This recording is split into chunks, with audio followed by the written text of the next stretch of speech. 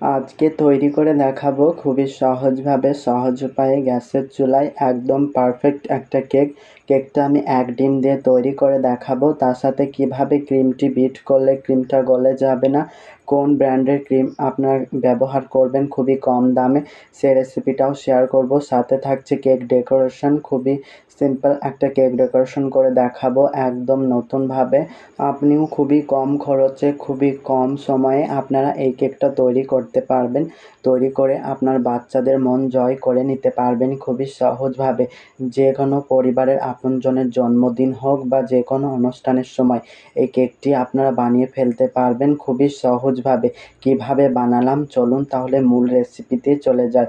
তো রেসিপিটি তৈরি করার জন্য একটা চালনির মধ্যে নিয়ে নিচ্ছি 1/4 কাপ পরিমাণে ময়দা। যেহেতু একটা ডিম দিয়ে কেক তৈরি করছি, শুকনো উপকরণ বেশি আমাদের লাগবে না। 1/4 কাপ ময়দার মধ্যে দিয়ে দিচ্ছি 1 টেবিল চা চামচ গুঁড়ো দুধ। চাইলে গুঁড়ো দুধটা স্কিপ করতে পারেন, দিলে স্বাদ বাড়বে। আর দিয়ে দিচ্ছি 1/4 টিস্পুন পরিমাণে বেকিং পাউডার, 1/4 টিস্পুনের হাফ বেকিং সোডা। এই সমস্ত শুকনো উপকরণকে খুব ভালো মতো চেলে নিচ্ছি। অবশ্যই কিন্তু শুকনো উপকরণটাকে খুব ভালো মতো চেলে নিতে হবে।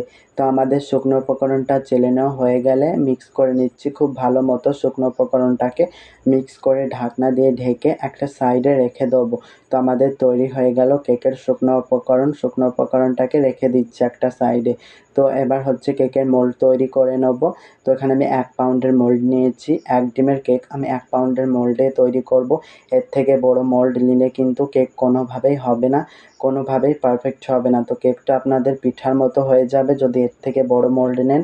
এখানে আমি 1 পাউন্ড মোল্ড নিয়েছি। তো এই মোল্ডের নিচে খুব সামান্য পরিমাণে সাদা তেল দিয়েছি। তেলটা দেওয়ার পর হচ্ছে আমি এখানে নর্মালি বাড়িতে থাকা লেখার কাগজ বিছিয়ে দিচ্ছি। তো আমাদের মোল্ডটা হয়ে গেল রেডি। তো এবার মোল্ডটাকে একটা সাইডে রেখে দিচ্ছি। অপর একটা শুকনো মিক্সিং বোলের মধ্যে ভেঙে নিচ্ছি রুম টেম্পারেচারে থাকা একটা ডিম। ডিমটা অবশ্যই কিন্তু রুম টেম্পারেচারে হতে হবে। ফ্রিজে ভরা থাকলে বের করে রুম টেম্পারেচারে এনে তবে কেকটা তৈরি করবেন। কেক তৈরি করার ক্ষেত্রে অবশ্যই যে উপকরণগুলো আমরা ব্যবহার করব সবই কিন্তু রুম টেম্পারেচারে হতে হবে।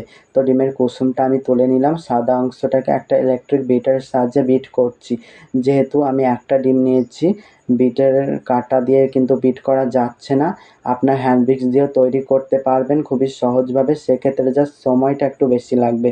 তো ডিমের সাদা অংশটাকে আমি একটু বিট করে নিয়েছি, বাটিটাকে একটু কাত করে। তো এবার দিয়ে দিচ্ছি স্বাদ মতো চিনি। আমি এখানে হাফ কাপের একটু কম চিনি ব্যবহার করেছি, আস্ত দানা চিনি দিয়েছি। আপনার অবশ্যই স্বাদ মতো চিনি দিয়ে দিতে পারেন।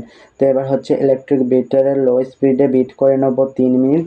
মিডিয়াম স্পিডে বিট করে নিতে হবে 4 মিনিট মতো, তাহলেই আপনাদের চিনিটা খুব ভালো মতো গলে যাবে, ডিমের ফোমটি পারফেক্ট পজিশনে চলে আসবে। অবশ্যই একবার চেক করে নেবেন চিনিটা গলেছে কি গলেনি। তো আমার চিনিটা খুব ভালো মতো গলে গেছে, আমি চেক করে নিয়েছি। তো ডিমের ফোমটিকে এরকম পজিশনে হতে হবে।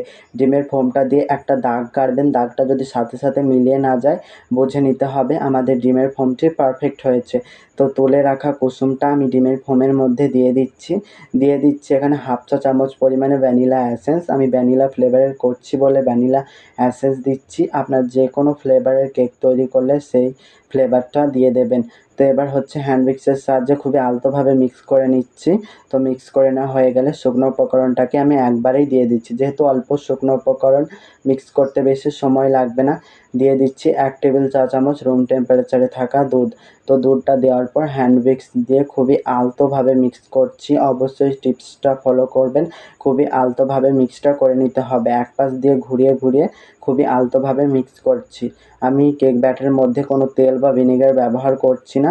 আমার প্রসেস ফলো করবেন, অবশ্যই কেক পারফেক্ট হবে। তো এবার হচ্ছে আমি এক পাশ দিয়ে ঘুরিয়ে ঘুরিয়ে খুবই আলতোভাবে মিক্স করে নিলাম। আমাদের কিন্তু কেক ব্যাটারটি তৈরি হয়ে গেল। তো এই তো আমাদের খুবই সহজভাবে কেক ব্যাটারটি মিক্স করে নেওয়া হয়ে গেছে। এবার হচ্ছে স্প্যাচুলা দিয়ে আমি ব্যাটারটিকে একটু মিক্স করে নেব। আপনাদেরকে দেখিয়ে দিচ্ছি ব্যাটারের ঘনত্বটা ঠিক কীরকম বানাতে হবে। ঠিক এইরকম একটা ব্যাটারের ঘনত্ব বানিয়ে নেবেন। তৈরি করে রাখা মোল্ডের মধ্যে আমি সম্পূর্ণ ব্যাটারটি ঢেলে নিচ্ছি। তো খুব ভালোভাবে আমি সম্পূর্ণ ব্যাটারটি ঢেলে নিচ্ছি।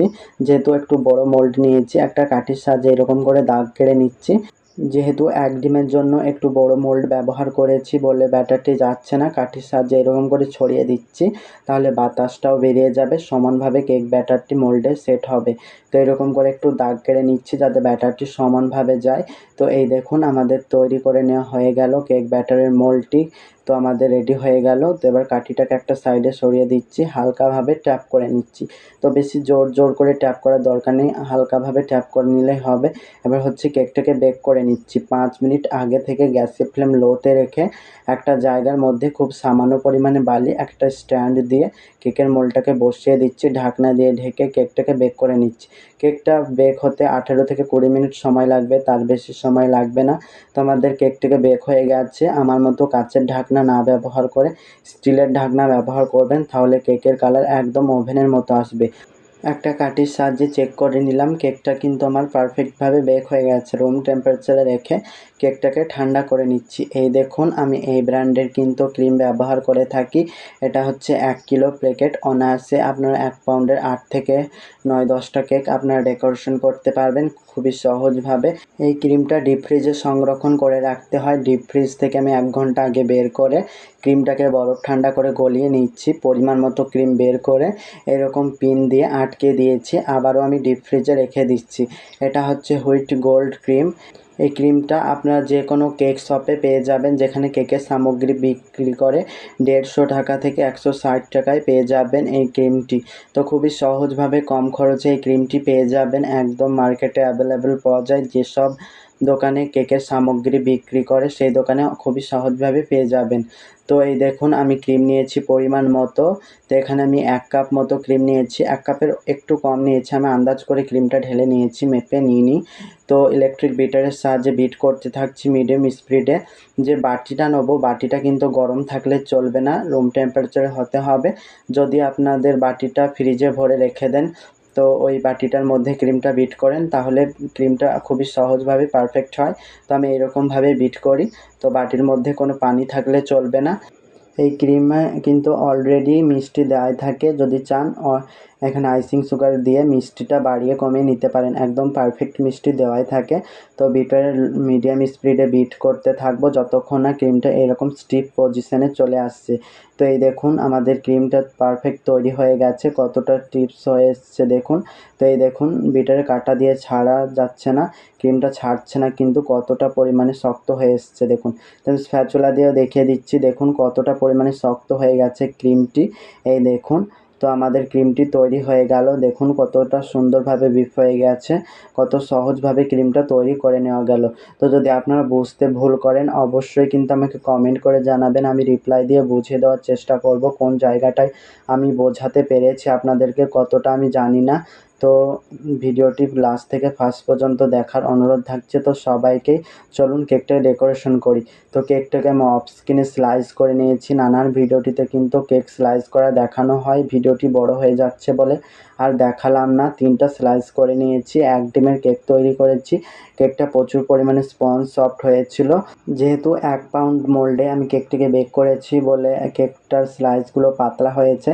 যদি আমরা এটাকে 1/2 পাউন্ড মোল্ডে বেক করতাম কোনোদিনও কিন্তু কেকটা পাতলা হতো না, একদম পারফেক্ট হতো। তো কেক স্লাইসের মধ্যে আমি পরিমাণ মতো সুগার সিরাপ দিয়ে দিচ্ছি। সুগার সিরাপ আমরা সবাই তৈরি করতে পারি। আজকের কেকটা ডেকোরেশন করতে 1/4 কাপ পানির মধ্যে আমি স্বাদ মতো চিনি গুলে নিয়েছি। তো আমাদের সুগার সিরাপটি তৈরি হয়ে গেছে। অবশ্যই সুগার সিরাপটি কিন্তু রুম টেম্পারেচারে থাকা অবস্থায় ব্যবহার করতে হবে, যদি ফ্রিজে রেখে দেন তাতে কোনো সমস্যা নেই, কিন্তু গরম সুগার সিরাপ ব্যবহার করা হবে না। তো দেখুন আমি আবারও কেকের লেয়ারের মধ্যে ক্রিম দিয়েছি পরিমাণ মতো, আবার একটা লেয়ার দিয়েছি, লেয়ারের মধ্যে আবারও সুগার সিরাপ দিয়ে দিচ্ছি, আবারও পরিমাণ মতো ক্রিম দিয়ে দিচ্ছি। তো ক্রিমটাকে বিট করে কিন্তু রুম টেম্পারেচারে রাখলে চলবে না, ফ্রিজে নর্মালে রেখে দেবেন, তাহলে ক্রিমটা গলে যাবে না, কাজ করার সময় কিন্তু খুবই সুবিধা হবে। তো প্যালেট নাইফের সাহায্যে আবারও পরিমাণ মতো ক্রিম দিচ্ছি, আমি নিজের পরিমাণ বুঝে ক্রিমটা দিচ্ছি, আপনারা বাড়িয়ে কমিয়ে দিতে পারেন কেকের লেয়ারে লেয়ারে। তো অবশিষ্ট আমি লেয়ারটিকে দিয়ে দিচ্ছি। তো আমি যে মোল্ডের তলার লেয়ারটিকে আমি ওপরে দিই সব সময়, আশা করছি দেখেই বুঝতে পারবেন, আমার ভিডিওটি যারা রেগুলার দেখে থাকে তারাই জানবে। তো এবার হচ্ছে সুগার সিরাপ পরিমাণ মতো দিয়ে দেওয়া হয়ে গেলে আমি অল্প ক্রিম নেবো। এবার বেশি কিন্তু ক্রিম নেবো না, অল্প অল্প ক্রিম নিয়ে পুরো ধারগুলো ওপরটাকে আমি একটু ক্রাম কোটের মতো করে নিচ্ছি। ক্রাম কোট করছি না, একটু বেশি ক্রিম দিয়ে আমি কোট করে নিচ্ছি। তো আমি এরকমভাবে প্যালেট নাইফ চালাচ্ছি, ধারগুলোতে একটু চালিয়ে দিচ্ছি। তো কেকটা ডেকোরেশন করা কিন্তু বলে বোঝানোর মতো কিছুই নেই, এটা দেখে শিখে নিতে হয়। আপনারা 2 থেকে 3টা কেক কিন্তু ডেকোরেশন করে অনায়াসেই শিখে যাবেন এই কেক ডেকোরেশনটা। তো অবশ্যই আমার রেসিপি ফলো করে এইরকম পদ্ধতি অবলম্বন করে কেকটা পারফেক্ট করতে পারবেন খুবই সহজভাবে। আশা করছি আজকের রেসিপি ভালো লাগবে। ভালো লাগলে প্লিজ বন্ধুরা ভিডিওটিতে একটা লাইক করে চ্যালেঞ্জের পাশে থাকার অনুরোধ রইল। তো এবার হচ্ছে ধারগুলোতে আমি একটু করে ক্রিম লাগিয়ে দিচ্ছি। তো কাজটি আমি কিভাবে করলাম আশা করছি দেখেই বুঝতে পারছেন। একটু স্ক্র্যাপারের সাহায্যেও আমি ক্রিমটাকে সমান করে নিচ্ছি।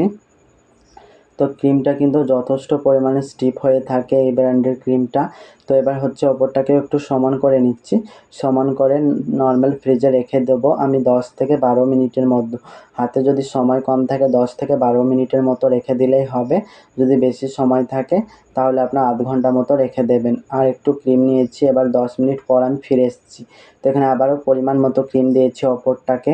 এবার এই ক্রিমটাকে আমি ধারগুলোতেও লাগিয়ে দিচ্ছি। তো প্যালেট নাইফের সাহায্যে এরকম করে আমি কেকটাকে ফিনিশিং আনছি। কিভাবে কেকটাকে ফিনিশিং আনছি পুরো ভিডিওটি আপনাদের সামনে তুলে ধরা হয়েছে। তো অবশ্যই দেখবেন, দেখে আপনাদেরকে শিখে নিতে হবে। এটা বলে বোঝানোর মতোই কিছুই নেই। প্রথমে আমি প্যালেট নাইফে চালিয়েছি, তারপরে চালাচ্ছি স্ক্র্যাপার। আপনাদের কাছে যদি প্যালেট নাইফ না থাকে তাহলে এখানে স্কেল দিয়েও এই কাজটি করতে পারেন। যদি ভিজিটিং কার্ডের সাহায্যে কাজটা করতে পারবেন যদি স্ক্র্যাপারটা না থাকে। অনেক ভাই বোন আছে যে মাসে একটা করে কেক বানায় বা 2 মাস পর পর একটা করে কেক বানায়। তাদের জন্য বলছি আপনার স্কেল দিয়ে ভিজিটিং কার্ড দিয়ে কেকটাকে ফিনিশিং আনতে পারবেন অনায়াসে। আমি একটু হালকা করে প্যালেট নাইফের সাহায্যে পিঙ্ক কালার দিয়েছি। তো পিঙ্ক কালারটি দেওয়ার পর যে ক্রিমটি আমি ক্যাপারের সাহায্যে টেনে নিয়েছি জিগজ্যাগ দিয়ে, সেই ক্রিমটা আমি ওপরে দিয়ে দিচ্ছি। এরকম করে ঘুরিয়ে ঘুরিয়ে প্যালেট নাইফটাকে চালিয়ে চালিয়ে আমি কেকটাকে ফিনিশিং আনছি। তো কিভাবে করলাম কাজটি দেখেই বুঝতে পারছেন।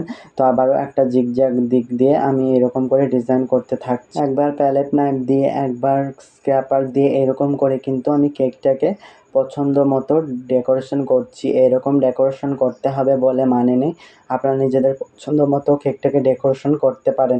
তো আমাদের কেকটাকে ফিনিশিং আনা হয়ে গেছে। তো বোর্ডের মধ্যে কেকটাকে আমি ট্রান্সফার করে নিচ্ছি, সেটা দেখানো হয়নি। তো এরকমভাবে আমি একটা প্যালেট নাইফের সাহায্যে তুলে আমি বোর্ডের মধ্যে নিয়ে নিয়েছি। কেকের চারোপাশ এইরকম করে ড্রপ ড্রপ করে আমি পাইপিং জেল দিয়েছি। এটা আমার বাড়িতেই তৈরি পাইপিং জেল। যদি রেসিপি লাগে অবশ্যই কমেন্ট করে জানাবেন, আমি এর রেসিপি আপলোড করব আমার চ্যানেলে। খুবই সহজভাবে মাত্র 3 থেকে 2টা উপকরণে এইটা তৈরি করতে পারবেন এই পাইপিং জেলটি খুবই সহজভাবেই। তো এবার হচ্ছে আমি একটা ঘাস নজেল নিয়েছি, নাম্বারটা আমি লেখা নেই বলে বলতে পারছি না। এরকম করে একটা রাউন্ড মেরে দিয়েছি, এরকম করে কিছু আমি ঘাস দিয়ে দিচ্ছি। আশা করছি কাজটা কীরকমভাবে করলাম দেখেই বুঝতে পারছেন। যদি ঘাস নজেল না থাকে তাহলে আপনার পাইপিং ব্যাগটাকে চিকন করে কেটে নেবেন, এরকম করে ডিজাইন করে নিতে পারেন। তো একটা স্টার নজেল নিয়েছি, স্টার নজেলের এর কোনো নাম্বার লেখা নেই, ছোট্ট একটা স্টার নজেল নিয়েছি। স্টার নজেলের মধ্যে আমি পিঙ্ক কালার ঢুকিয়ে নিয়েছিলাম। তো এবার হচ্ছে এরকম করে ছোট ছোট আমি কিছু গোলাপ এঁকে নিচ্ছি। তো গোলাপটা দেওয়ার পর কিন্তু কেকটাকে অনেক সুন্দর লাগছিল। একই নজেল দিয়ে আমি নিচে বর্ডার দিয়ে নিচ্ছি। বর্ডারটা দেওয়ার পর কিন্তু কেকের লুক একদম চেঞ্জ হয়ে যায়। কেকের নিচে অবশ্যই বর্ডার দেওয়ার চেষ্টা করবেন। তো দেখুন কেকটা কতটা সুন্দর লাগছে। তো আমি বর্ডারটি কিভাবে দিলাম আশা করছি দেখেই বুঝতে পারছেন। এই মাঝখানটাতে আমি কিছু নানান রকমের সুগার স্প্রিঙ্কল দিয়ে দিচ্ছি। আপনার চাইলে আপনার আপনজনের নামও লিখতে পারেন। তো এই দেখুন আমি কিছু স্প্রিঙ্কল দিয়ে দিচ্ছি। তো স্প্রিঙ্কল দেওয়ার পর এখানে আমি একটু ফুলের মতো করে দিচ্ছি। এখানে আমি একটা বাটারফ্লাই ব্যবহার করব। এটা বাটারফ্লাই নন এডিবল, এটা খাওয়া যায় না। এটা কেক শপেই পেয়ে যাবেন আপনারা, যেসব জায়গায় কেকের সামগ্রী বিক্রি করে। তো আজকের কেকটা কেমন লাগলো অবশ্যই কিন্তু কমেন্টে জানাবেন। যেহেতু এই কেকটা একটা অর্ডারের কেক ছিল বলে আমি কেটে দেখাতে পারলাম না। আবার অন্য কোনো কেক বানিয়ে আপনাদেরকে কেটে দেখাবো। রেসিপিটি কেমন লাগলো অবশ্যই জানাবেন। কেকটা কেমন লাগছে অবশ্যই জানাবেন। তো আজকের রেসিপি এই পর্যন্ত। ভালো থাকবেন, সুস্থ থাকবেন। ওকে, বাই।